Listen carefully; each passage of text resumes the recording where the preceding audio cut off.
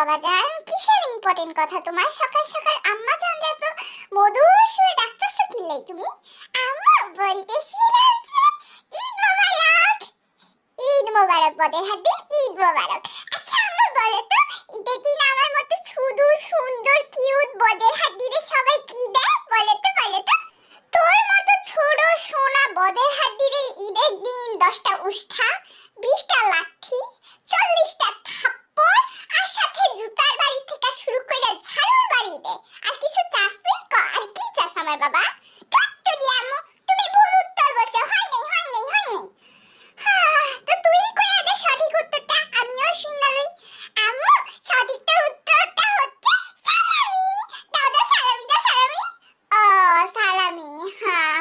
তুই আবার এই সালামি কাহিনী লয়ে আসছিস বদের হাড্ডি? হ্যাঁ হ্যাঁ আম্মু, সালামি যদি না দাও তাহলে ঈদ কেমনে হবে বলো? তুমি যদি ঈদের দিন আমাকে সালামি না দাও তাহলে আল্লাহ রাগ করবে না? বলো বলো বলো বলো। তো বলতেছিলাম হাতে হাতে সালামি দিয়ে দাও দাও দাও, সালামি দাও। হ্যাঁ, তো আপনি ঈদের দিন সকাল সকাল এই মতলবটাই বাইর কইরা আম্মা আম্মা শুরু করছিলেন, তাই না? হ্যাঁ, যা ভাবতেছিলাম আন্নের একটা না একটা মতলব তো থাকবই। তো বদের হাড্ডি, আমি এবার না তোর জন্য অনেক ভালো একটা সালামির ব্যবস্থা করছি। আমি 1 মাস ধরে ভাবতেছিলাম তোরে কি সালামি দেওয়া যায়, কত টাকা দেওয়া যায়। তো আমি ডিসাইড কইরা ফেলছি। তো তুই একটু দাঁড়া বাবা যান, আমি আন্নের সালামিটা লয়ে আসতেছি। তুই দাঁড়া, কোথাও যাইস না। আম্মু এবার আমার সালামি দিবে দিবে, কি মজা। আমার কিপটা আম্মু আমার সালামি দিবে। তো বদের হাড্ডি, এই যে আমার হাতে এটা দেখতেছিস কাঁটা চামচটা, এই কাঁটা চামচ দিয়া তোর শরীরে এমন ছিদ্র ছিদ্র করমু আমি যে তুই বুঝবি না তুই ওইটা কোত্থেকে নিবি আর হাওয়া কোত্থেকে ছাড়বি। বুঝছস? সরেন তে তোর সালামির গোষ্ঠী গেলে সর। আমাদের আগে ধোকা দিলা। আমি জেটের কাছে যাই। কুকি কুকি কুকি, শোন না ও কুকি। হ্যাঁ গো বদের হাড্ডি, ঈদের দিন তুই আবার কোন নতুন প্যাচাল নিয়ে আমার কাছে আইলি রে? হ্যাঁ আসলে না কুকি, আমি তোকে একটা ফ্যান্টাস্টিক একটা কথা কইতে চাই। শুনবি শুনবি? হায় রে রাম ছাগল, ওইটা ফ্যান্টাস্টিক না, ওইটা ফ্যান্টাস্টিক হয়। আচ্ছা শোনা আন্নের ফ্যান্টাস্টিক কথাটা। কুকি, আমার ফ্যান্টাস্টিক কথাটা হচ্ছে আই লাভ ইউ। আমি তোকে অনেক ভালোবাসি। প্রমাণ শুনবি? বল, শুনবি শুনবি? বাবা, আপনি আবার প্রমাণও নিয়ে আসছেন? বদের হাড্ডি তো দেখি চালাক হয়ে যাইতেছে। আচ্ছা শুনান আপনার প্রমাণ, আমিও শুনি। প্রমাণটা হচ্ছে যে কেউ যদি আমাকে বলে আমার প্রিয় জিনিসটা কুরবান করে দিতে, তাইলে আমি আসে না আমি তোকে কুরবান করে দিব। তুই আমার ভালোবাসা, আমার প্রিয় জিনিস। ঠিক আছে ঠিক আছে, দেখছিস কত ভালোবাসি আমি। বদের হাড্ডি, তুই কি উষ্ঠার বাড়ি খাবি নাকি আমি স্যান্ডেলের বাড়ি তোর জন্য নিয়ে আসবো? বল কোনটা খাইতে চাস তুই? যা শান্তে। হাই গান কুকি, তুই না বুঝোস না। আচ্ছা যাই হোক, সালামি দে। আমি তোকে আই লাভ ইউ বলছি না, এবার সালামি দে সালামি দে। আই লাভ ইউর বিনিময়ে সালামি। তোরে আই লাভ ইউর বিনিময়ে আমি উষ্ঠা দিমু। তুই আয় রে আয় আয়। কুকি, তুই আমাকে 14 বছরের সরি সরি আমাকে 60 বছরের ভালোবাসা ভুলে যেতে পারলি? তোর কাছে আমি তো আর বেশি কিছু চাইনি, সালামিটাই চেয়েছিলাম, দিলি না তুই। যাই হোক, আমি আমার জানেমান জিমিনের কাছে যাব। ছোট জিমিনা, ওগো ছোট জিমিন, জিমিনা শুনতাছো? এত মধুর সুরে আমারে তুই ডাকতাছিস কি লাইরে? আচ্ছা ক, কি হইছে রে আমার জানেমান? শুধু জিমিনা, আমি না তোর জন্য একটা কবিতা লিখছি, শুনবি শুনবি? ওগো, তুমি আমার জন্য কবিতা লিখছো? ওগো, সূর্য আজকে কোন দিক থেকে উঠলো? শোনা তো, শোনা শোনা শোনা আমারে। আচ্ছা শোনাচ্ছি, দাঁড়া একটু ফিল লয়ে লই। সারাদিন শুধু জিমিনা থাকে পাশের বাড়ি আন্টির মেয়ে বর্ষার ফিদায়। আমাকে তাড়াতাড়ি সালামি দিয়ে দাও, আমি নিচ্ছি তোমার থেকে বিদায়। জানেমান, তোমার কবিতা শুনলে তো আমি একেবারে শিহরিত। বাই দ্য ওয়ে, এটাই কি সেই কবিতা যেটা তুমি আমার জন্য লিখছো? ইয়েস জানেমান, সুন্দর হয়েছে না কবিতাটা? আচ্ছা এগুলো ছাড়ো, দিস ইজ আজাইরা টপিক ব্রো। আমরা বরং ইম্পর্টেন্ট টপিকে আসি। ইম্পর্টেন্ট টপিকটা হচ্ছে আমাকে সালামি দে, আমার জানেমান না তুই সালামি দে সালামি দে দে দে।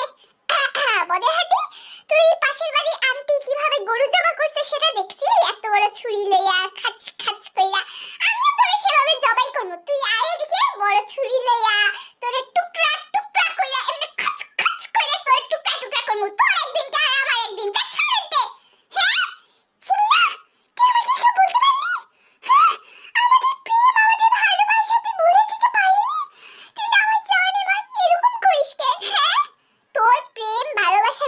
কিলাই রে হ্যাঁ এটা কোনো কবিতা কত সুন্দর করে লিখেছি জানি মানে আমি তোমার জন্য একটা কবিতা লিখছি আজাইর একটা কবিতা লিখছ আবার সালামি চাস যা সরেন সর তুইও আমাকে ধোকা দিলি এই দুনিয়াতে কেউ কারোর আপন না কে আপন কে পর তুই যাবি আনতে নাকি আমি ওই যে বড় ছুরি লয়ে আসমু তোরে হাত পা বাইন্দা তোর এভাবে খুচ খুচ কইরা তোরে কাটমু হ্যাঁ যা সরেনতে যা জানতে এরকম করে সবাই যাই হোক আমি সুগা আপ্পার কাছে যাবো সুগা আপ্পা ও সুগা সুগা আপ্পা ঘুমাইতাছে কোনো কামের না আমি যে জি হবে আপ্পার কাছে যাই হবি হবি ভাই ওগো কি হইছে রে বি তুই কান্দাছিস কি রে কি হইছে তোর বদের হাড্ডি হ্যাঁ হবি ভাই আর বইলো না সকাল থেকে সবার কাছে সালামি চাইছি কিন্তু সবগুলা টিপটা লাগি এতগুলো সালামি দে দে তুই কিছু টাকা দিবা আমাকে বি দেখ এমন না যে আমি তোকে টাকা পয়সা দিতে চাই না আসলে না আমার তুই তো জানোস আমার নিউ একটা গার্লফ্রেন্ড হইছে সো ওর পিছনেই মানে সব টাকা আমার চলে যায় কেমনে যায় আই ডোন্ট নো বাট চলে যায় গার্লফ্রেন্ডের মা বাপ থেকে শুরু করে ওর কুকুর পর্যন্ত আমিই পালি রে ভাই ওর কুকুরের খাওয়া দাওয়ার দায়িত্ব আমি করি ওর কুকুরের যে একটা গার্লফ্রেন্ড আছে ওই গার্লফ্রেন্ডের যে বয়ফ্রেন্ড আছে ওই বয়ফ্রেন্ডের যে আরেকটা বয়ফ্রেন্ড আছে এক্স বয়ফ্রেন্ড ওই এক্স বয়ফ্রেন্ডেরও দায়িত্ব আমিই পালন করি রে ভাই কষ্টের কথা আমি কারে কমু গো গার্লফ্রেন্ড তো আছে যাই হোক গার্লফ্রেন্ডের পরিবারও আছে গার্লফ্রেন্ডের কুকুরেও আমি সামনে ভাব আমার অবস্থাটা এই অবস্থা আমি কেমনে তোকে সালামি দিব বল হবি ভাই সালামি না দেওয়ার হইলে বলে দিও এত নাজুক সাজুক কইও না আব্বা জান ওগো আব্বু সালামি দাও না তুমি আমার শেষ ভরসা সালামি দাও বাবা দেখো আব্বার কাছে তো টাকা আছে বাট আমার পকেটে তো আর টাকা নাই ইউ নো বিয়ের পর সব পুরুষগো জীবন বদলা যায় আমারও তেমনই হয়েছে মানে বিয়ের আগে সব টাকা আমার পকেটেই ছিল আমার ড্রয়ারে ছিল বাট বিয়ের পরে আমার পকেটে 1 টাকাও থাকে না শুধুমাত্র 1 টাকার একটা কয়েন থাকে ওই 1 টাকার কয়েন দিয়ে অনেক কষ্ট করে আমি দোকানদারের সাথে মিটমাট করে একটা চকলেট খাই বাবা তোমার আমি কেমনে সালামি দিমু কও বাবা কও হাই আব্বা তুমিও শেষ পর্যন্ত আমাকে ধোঁকা দিলা তোমরা সবাই গিফটটা রাখি আমারে কোনো ঈদে সালামি দাও না তোমরা কি আমাকে সালামি দিয়ে দাও বিকাশ নাম্বার দিতেছি টাকা পাঠাই দাও okay by the way thank you ভিডিওটা লাস্ট পর্যন্ত দেখার জন্য এবং তোমাদের সবাইকে ঈদ মোবারক এবং আমি তোমাদেরকে একটা মোটিভেশনাল স্পিচ দিতে চাই সেটা হচ্ছে দেখো কখন আমরা সালামি পাবো